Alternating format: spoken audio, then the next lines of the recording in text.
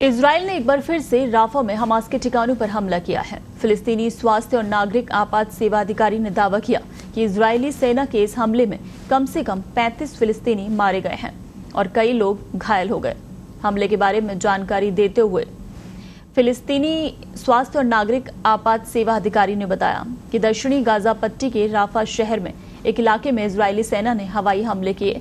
हमलों में 35 फिलिस्तीनियों की मौत हो गई, कई लोग घायल हो गए।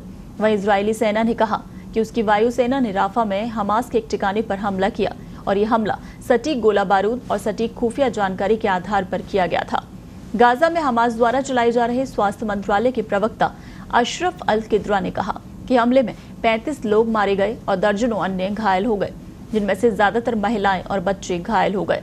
यह हमला पश्चिमी राफा के तेल अल सुल्तान इलाके में हुआ, जहां हजारों लोग शरण ले रहे थे क्योंकि कई लोग शहर के पूर्वी इलाकों से भाग गए थे, जहां 2 सप्ताह पहले इजरायली सुरक्षा बलों ने जमीनी हमले शुरू किए थे। रेड क्रॉस की अंतर्राष्ट्रीय समिति का कहना है कि उनके द्वारा संचालित राफा में एक फील्ड अस्पताल में बड़ी संख्या में हताहत हुए लोग पहुंच रहे हैं और अन्य अस्पतालों में भी काफी मरीज आ रहे हैं। एजेंसी ने एक स्थानीय के हवाले से कहा कि हवाई हमलों ने तंबू जला दिए, तंबू पिघल रहे हैं और लोगों के शरीर पर गिर रहे हैं। हमास अल कसम ब्रिगेड के एक बयान के अनुसार रॉकेट नागरिकों के खिलाफ नरसंहार के जवाब में लॉन्च किए गए थे।